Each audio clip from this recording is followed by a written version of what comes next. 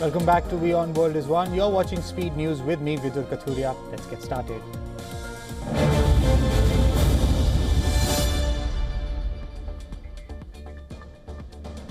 The United States has cancelled a planned Budapest summit between President Donald Trump and Russian President Vladimir Putin, following Russia's firm stance on hardline demands regarding Ukraine. According to reports, the decision came after a tense call between the two countries' top diplomats.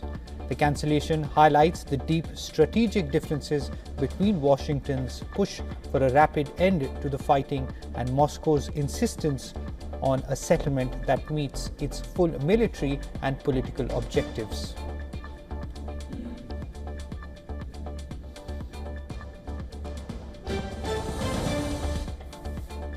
The Iranian foreign minister has condemned the United States' intention to resume nuclear weapons testing, characterizing it as a deliberately reckless and regressive policy that represents a profound danger to global peace and international security. He called the United States a nuclear-armed bully, and Tehran also accused it of hypocrisy for resuming tests while simultaneously attacking and demonizing Iran's own peaceful nuclear program.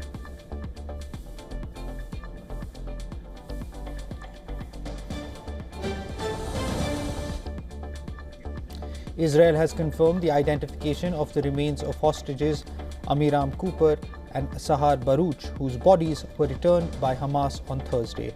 The Israeli Prime Minister's office announced that the families had been notified after completion of the identification process by the National Institute of Forensic Medicine. Hamas has so far returned the remains of 17 of the 28 deceased hostages under the terms of the ongoing US-brokered truce deal with Israel.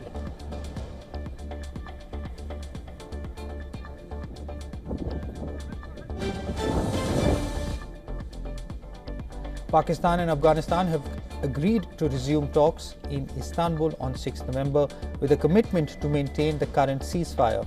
The talks, mediated by Turkey and Qatar, aim to address border tensions and Pakistan's concerns about Afghanistan harboring militant groups, like the Tehreek-e-Taliban Pakistan.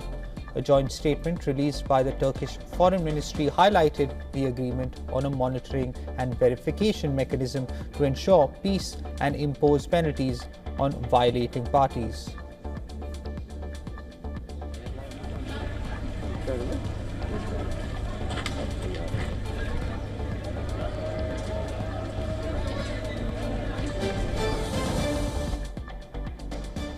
King Charles has officially stripped his younger brother Andrew of his royal titles and removed him from his residence on the Windsor estate. The immediate action was taken by Buckingham Palace after the posthumous publication of Virginia Giuffre's memoir, which renews allegations that Andrew sexually assaulted her 3 times, starting when she was 17. While Andrew maintains his denial of the charges, Buckingham Palace confirmed the censures were necessary.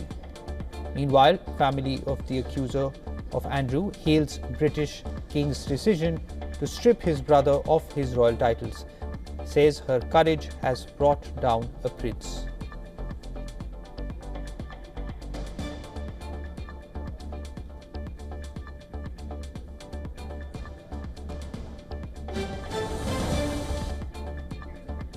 The National Guard is helping pack food boxes at the Los Angeles Regional Food Bank as the federal Supplemental Nutrition Assistance Program is set to lapse on Saturday due to the ongoing government shutdown.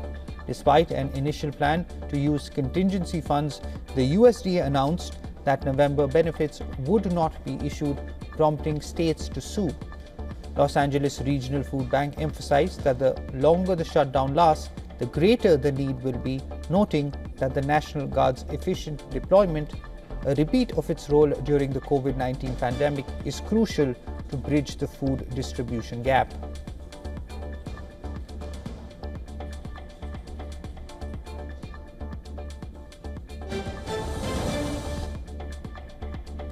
In a memorable Halloween celebration, US President Donald Trump and First Lady Melania Trump welcomed hundreds of costume children to the White House.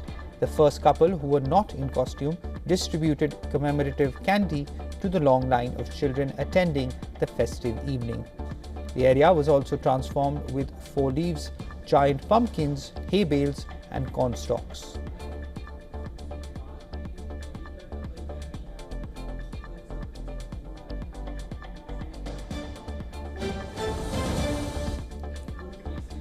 Motorcyclists in Colombia's Bogota took out a protest against Mayor Carlos Fernando Galan's new decree, which imposes severe mobility restrictions on the city's motorcycle riders. Demonstrators argued that the restrictions infringed upon their right to work and have created widespread chaos by blocking major roads. This action has forced thousands of commuters to seek alternative routes and modes of transport across the capital.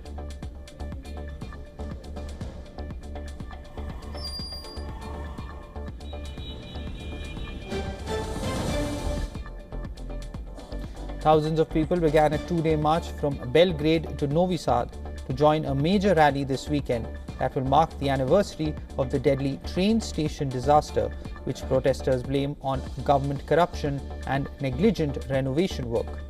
Though the marchers are demanding accountability for the 16 deaths and pushing for early elections to oust President Aleksandar Vučić, they faced immediate difficulty when local officials in Inđija barred them from public accommodations, forcing many to sleep on the streets.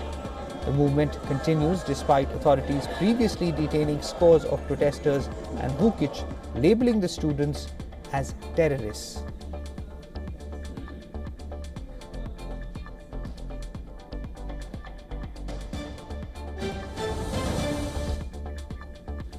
Keiko Fujimori, the daughter of Peru's late former president Alberto Fujimori, has announced that she will run for president in the April election, days after Peru's constitutional court dismissed a money laundering case against her. The politician and leader of the right-wing party Fuerza Popular stated during an event in Trujillo, northwest Peru, that if she comes to power, she will govern with a firm hand to curb rising crime, the main problem facing the Andean nation.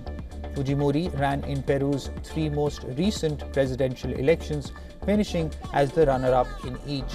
Her last bid was in 2021 when she was defeated by leftist Pedro Castillo, who was later impeached and arrested in late 2022 after attempting to dissolve the Congress.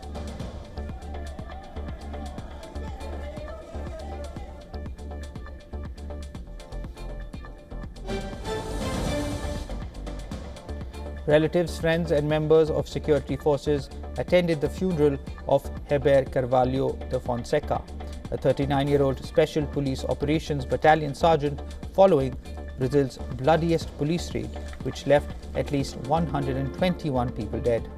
The incident drew renewed attention to the city's controversial war against drug gangs entrenched in impoverished neighborhoods.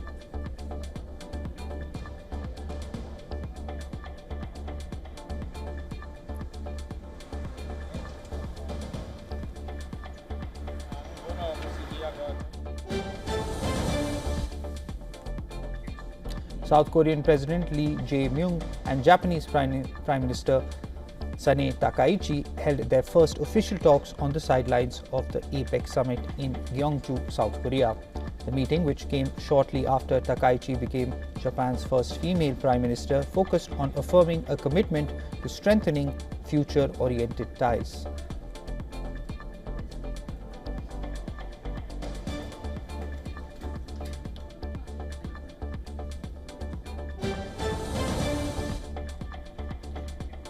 The UN Security Council has voiced grave concern over the intensifying conflict in and around El Fasher, Sudan.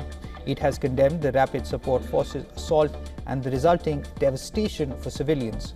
The Council explicitly condemned reported RSF atrocities, including executions and detentions, and warned of a heightened risk of ethnically motivated atrocities. Members demanded that all parties ensure civilian protection, guarantee unhindered humanitarian access, and hold violators accountable. The Council stressed that the priority remains resuming talks for a lasting ceasefire and reaffirmed its commitment to the sovereignty and unity of Sudan, rejecting any parallel RSF governing body.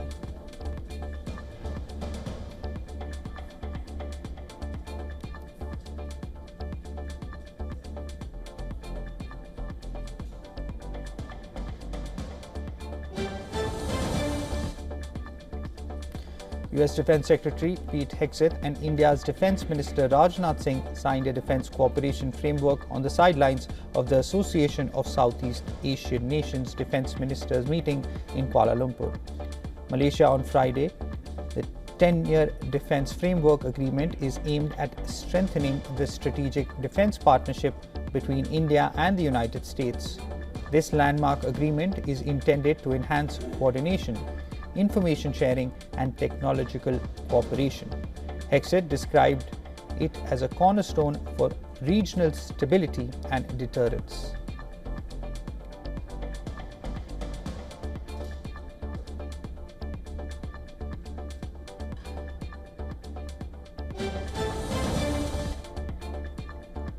Taiwan has commissioned a new fleet of US-made Abrams M1A2T tanks in a ceremony attended by President Lai Ching-te in the northern city of Hsinchu. This marks a significant step in the island's ongoing efforts to modernize its military amid rising tensions with China. President Lai underscored the importance of pairing advanced hardware with new training and strategic thinking.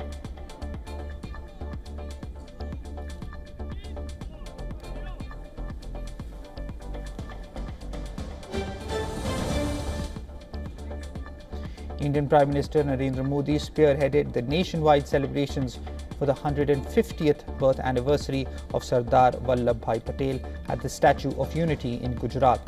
PM Modi played a floral tribute to the Iron Man of India and participated in a special event to honor his legacy.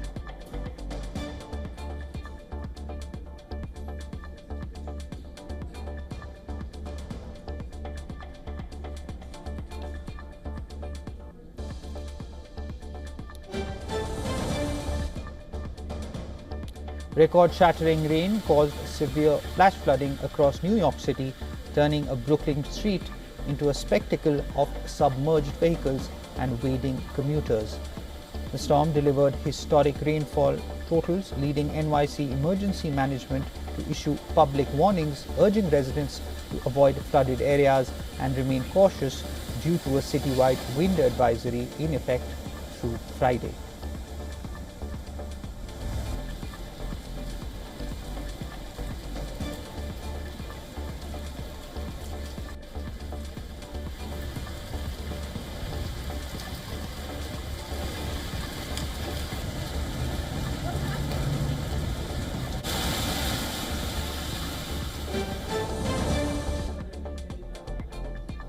Wikipedia is taking a clear swipe at Elon Musk, but without naming him. In a new fundraising note to US users, Wikipedia stressed that it's created by people, not machines, and that it is not owned by a billionaire. The message comes days after Musk launched his own AI-powered encyclopedia, Grokipedia, built on xAI's Grok model. Wikipedia says it remains human-run and free from ideology, a sharp contrast to Musk's AI-driven vision.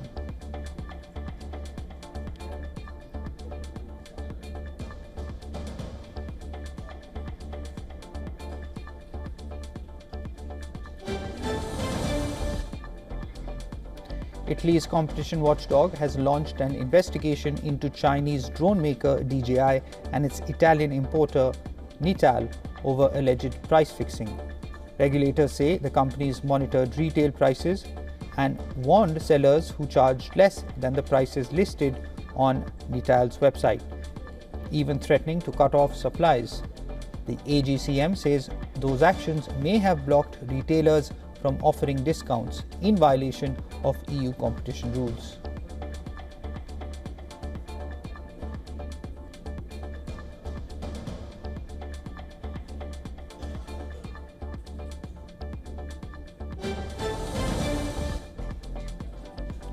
The European Union is backing away from a plan that would have forced messaging platforms to scan private chats for child sexual abuse material. The so-called chat control proposal, introduced in 2022, would have required apps like WhatsApp and Signal to detect and report child sexual abuse content, as well as attempts by predators to contact minors. But after intense backlash over privacy and encryption concerns, the EU has decided to drop the mandatory scanning requirement. For now, detection will remain voluntary, though the current legal framework expires in 2026. Denmark, which holds the EU presidency, says the compromise isn't perfect, but it's better than losing existing protections altogether.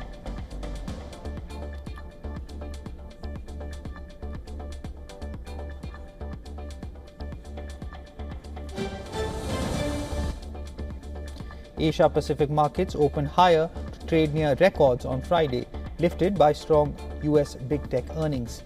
Japan's Nikkei 225 jumped over 1% to a record high, and South Korea's Kospi gained, extending its rally. Australia's ASX 200 rose, while Hong Kong's Hang Seng slipped. The US-China deal struck in South Korea paused a dispute that had threatened a wider trade war. Meanwhile, Wall Street, major US indexes closed lower as investors digested big tech earnings.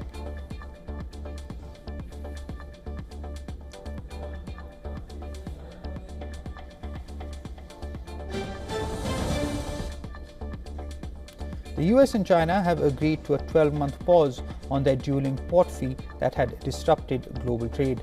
The charges, worth around $3.2 billion a year, targeted each other's ships and added to freight costs worldwide. President Trump and Xi reached the truce to ease tensions and restore stability in shipping routes. The fee stemmed from a US probe into China's dominance in shipbuilding, a sector where Beijing still controls over 50% of global orders. Analysts say the pause offers relief, but the maritime rivalry remains unsolved.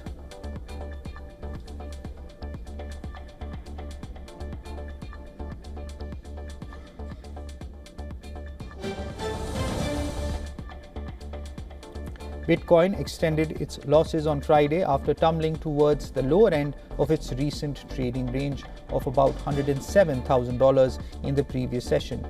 The crypto slump comes as record rallies in other risk assets have also faltered. Federal Reserve boss Jerome Powell cautioned on December rate cut bets, citing a deep division among policymakers.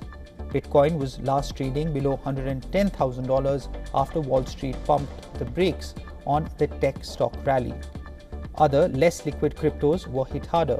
Ether slumped around 5.3%, XRP slipped 6%, and Doge retreated 8.6%. Most cryptos have not recovered from a flash crash on October 10th that led to record liquidations, wiping out over 1.6 billion traders.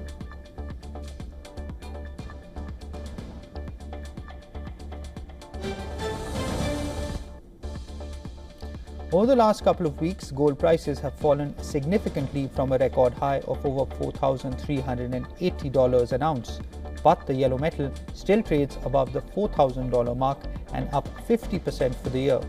The latest reserves data for the September quarter shows central banks stepped up their gold purchases. That was despite gold prices hitting record highs repeatedly in the last quarter. Central banks bought 220 tons of gold last quarter at 28% increase from the June quarter, that is, according to the World Gold Council. For the year, central banks added 634 tons of bullion to their reserves. The National Bank of Kazakhstan was the largest single buyer, while Brazil's central bank bought gold for the first time in over 4 years.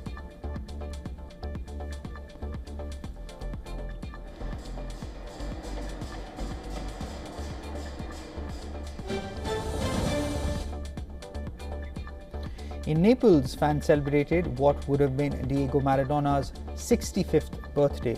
A bronze statue of Maradona was taken on a 24-hour tour through this city. The statue, sculpted by Domenico Sepe, left its home at the Maradona Museum in the Spanish Quarters. Crowds gathered along the route to pay tribute to the Argentine legend.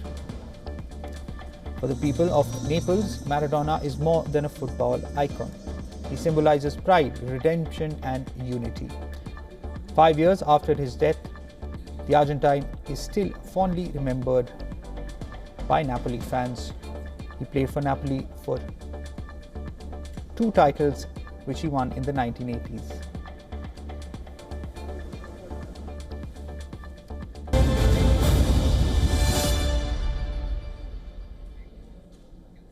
That's it on this edition of Speed News. News and updates will continue on the other side of this short break. Keep watching WION World is One.